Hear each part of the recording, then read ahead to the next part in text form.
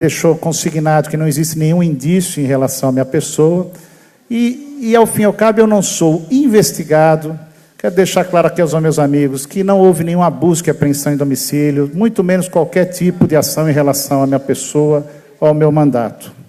Mas vejam os senhores, no meio da manhã, deputado João Leite, por isso que o assunto diz respeito a todos nós, diz respeito a esse desequilíbrio que a República passa nesse momento. No meio da manhã, esse jornal de grande circulação me liga, dizer assim, um medalhão do jornal, se desculpando pelo equívoco que eles haviam agora sim apurado e não havia nenhuma associação da investigação com a minha pessoa, a não ser o fato de eu ter sido gestor à época, que, aliás, eu fui gestor, depois outro gestor, depois outro gestor, depois outros gestores que me antecederam também foram, sempre com essa empresa na SES. Houve uma maledicência de algum setor que plantou em off uma história que não era verdadeira e uma irresponsabilidade de alguns setores da imprensa que publicaram sem sequer me ouvir, sem sequer o direito ao contraditório, uma história que não existe. Quero insistir, aqueles que nos assistem, nós, homens públicos, mesmo aqueles que não foram gestores, não podem refutar jamais qualquer tipo de investigação quando há alguma denúncia de alguma irregularidade. Eu, como gestor estadual, ordenei mais de 15 bilhões de reais, nunca tive um reparo na minha conduta de servidor público, aliás, tenho 32 anos de serviço público. Mas mesmo denúncias anônimas, quando chegavam à secretaria, enquanto eu fui o gestor, eu mandava apurar deputado André Quintão, sempre preservando as pessoas, sem fazer nenhum tipo de pré-julgamento, sempre relevando aquilo que é um dos pilares da nossa civilização, que é o direito à inocência, da presunção da inocência. Hoje, a presunção da inocência não existiu, e a vítima fui eu, a vítima foi a minha filha, a vítima foram os meus familiares, que foram assodados por uma notícia que não é verdadeira. Quero dizer aqui que me coloco sempre alinhado com aqueles que buscam a verdade. Espero que a diligência da Polícia Federal tenha total êxito na apuração. Apesar de não ser alvo da investigação, desde já me coloco à disposição de qualquer tipo de contributo que possa vir a dar. Quero ressaltar que o delegado da operação, do que apurei até agora, agiu com muita retidão e com muito tecnicismo, e assim a gente espera que seja, mas o grande erro, quem cometeu, infelizmente, foi o quarto poder, foi a imprensa, que publicou uma matéria inverídica dizendo que eu era investigado, que eu tinha ligações a determinada empresa, e depois veio com muita agilidade. Vejam, senhores, em 2 ou 3 horas, a imprensa percebeu o erro grave e se retratou. A Rádio Itatiaia, na figura do nosso querido amigo Eduardo Costa, imediatamente também me ligou, dizendo que já tinha a versão correta dos fatos, me colocou ao ar, agora há pouco. O seu repórter esteve na coletiva da imprensa pela Polícia Federal, coletiva produzida pela Polícia Federal, e ouviu lá, por mais uma vez, que o delegado de investigação não tem nenhum indício, nem indício, não é suspeito, indício nenhum, de envolvimento dos gestores. A República anda muito imperfeita. Vivemos um clima muito odioso e que contamina, infelizmente, a nossa atividade, tanto parlamentar quanto de gestores. A presunção de culpa, a inversão do pilar civilizatório de que todos devem merecer o contraditório e a presunção de inocência, infelizmente, cada vez se desgasta mais numa sociedade acusatória, numa sociedade beligerante.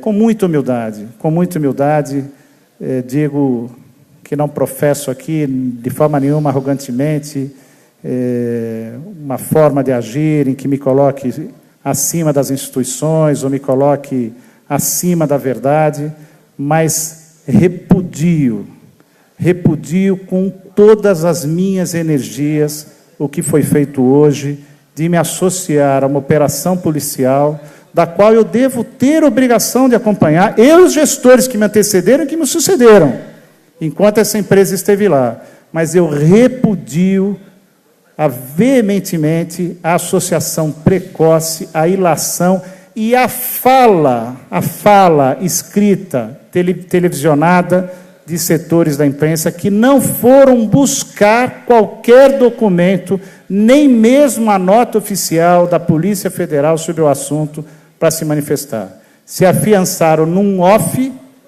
de um setor que eu me preservo agora, porque eu vou tomar providências, um off maledicente, possivelmente de adversários de campo político, para produzir esse estrago.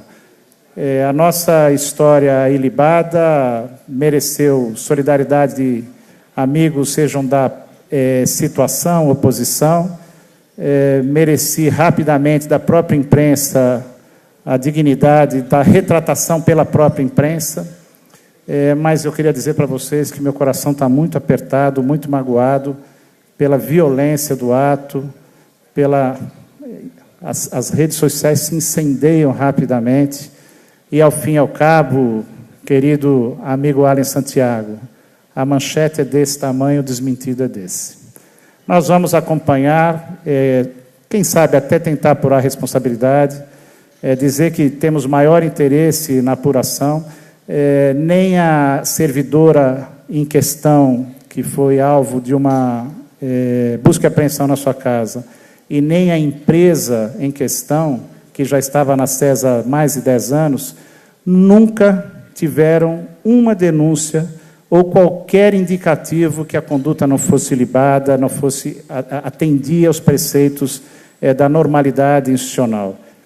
Se houve erro, que seja apurado, se houve irregularidades ou ilícitos, que as pessoas sejam responsabilizadas.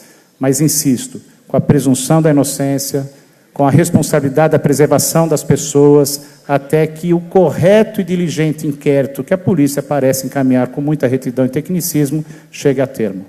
Vamos todos nos unir contra esse estado de coisa em que as pessoas são execradas sem o direito à defesa. Estou reparando a verdade, mas com a consciência, infelizmente, com a consciência e muito entristecido que o estrago foi feito, e espero, nem para o pior inimigo, que isso aconteça novamente. Muito obrigado a todos pela atenção. Obrigado, Vossa Excelência. Com a palavra, o deputado Bosco.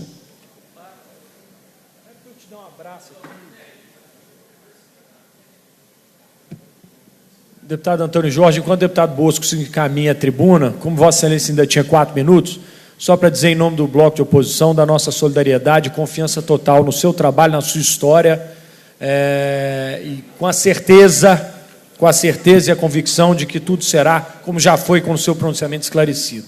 A nossa total solidariedade e confiança.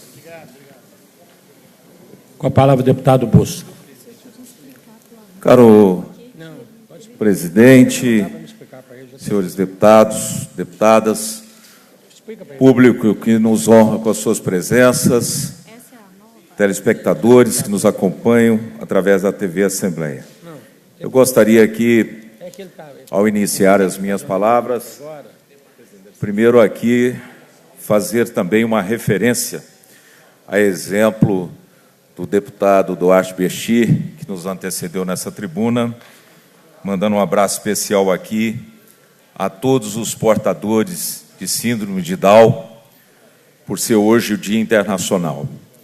E abraçando todos os portadores de síndrome de Down, eu quero aqui também transmitir aqui um abraço fraterno a todas as pessoas das instituições que dedicam um tratamento especial a essas pessoas que são por demais especiais. As APAES, enfim, todas as associações que hoje têm um foco, têm um olhar muito especial voltado para os portadores de síndrome de Down, as nossas crianças, jovens especiais. Senhor presidente, caros deputados e deputadas, eu gostaria aqui, nesta oportunidade, de fazer aqui uma breve reflexão sobre a minha trajetória política.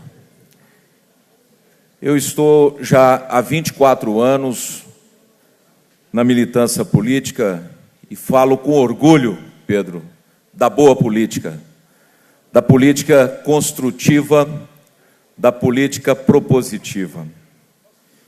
Durante esses 24 anos, eu tive a oportunidade de ser vereador na minha querida cidade de Araxá por 4 mandatos consecutivos, sempre sendo um dos vereadores mais bem votados da cidade de Araxá.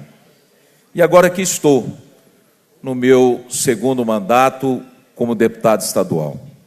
Cheguei a esta casa, caro presidente Dalmo Ribeiro, em 2010, com apenas 32 mil votos. E tive a grata satisfação de ser reeleito em 2014, com 72.535 votos. 72.535 votos. Mais do que o dobro da votação que obtivemos na eleição de 2010. E isto, eu acredito que esse nosso crescimento e o fato de estar hoje entre os deputados mais bem votados do Estado de Minas Gerais não é por uma questão de mágica, por uma questão qualquer. Primeiro, é claro, Renato, pelas graças de Deus. E segundo, o reconhecimento do meu eleitorado pelo nosso trabalho que nós temos realizado nessa nossa peregrinação política. E 2 pilares que eu sempre defendi na política e defenderei sempre é a questão da coerência, é a questão do respeito. Nunca faltei, em momento algum, em hora alguma, com respeito aos meus colegas, aos meus pares, querem sejam de situação de oposição. E assim também com o meu eleitorado. Por isso que eu acredito que nós recebemos a maior votação da história de Araxá, como deputado estadual, 77% dos votos de Araxá, 41 mil votos só dentro de Araxá. Eu acredito que, com certeza, é um reconhecimento desse nosso trabalho. E aí eu quero aqui manifestar a minha insatisfação e até mesmo tristeza pelo posicionamento infeliz do nosso colega Sargento Rodrigues, pessoa que eu respeito, mas que, na semana passada, ao ceder uma entrevista a uma emissora de TV de Araxá, TV Sintonia, o Sargento Rodrigues colocou dúvidas com relação à nossa atuação nesse parlamento, sobretudo no que diz respeito à representatividade da minha querida cidade de Araxá aqui. E aí, eu acredito que foi de uma forma injusta,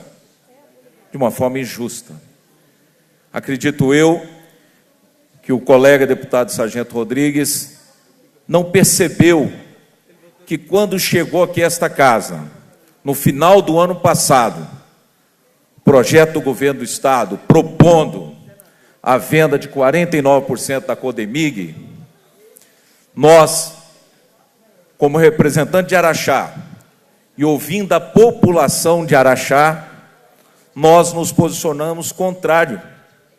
Nós votamos contra o projeto, cuja votação ocorreu aqui no dia 19 de dezembro, coincidentemente, no dia do aniversário de Araxá. E nós votamos de forma consciente, não aquele projeto, que foi, mesmo tendo o nosso voto contrário, foi aprovado e que transformou na Lei 22.828.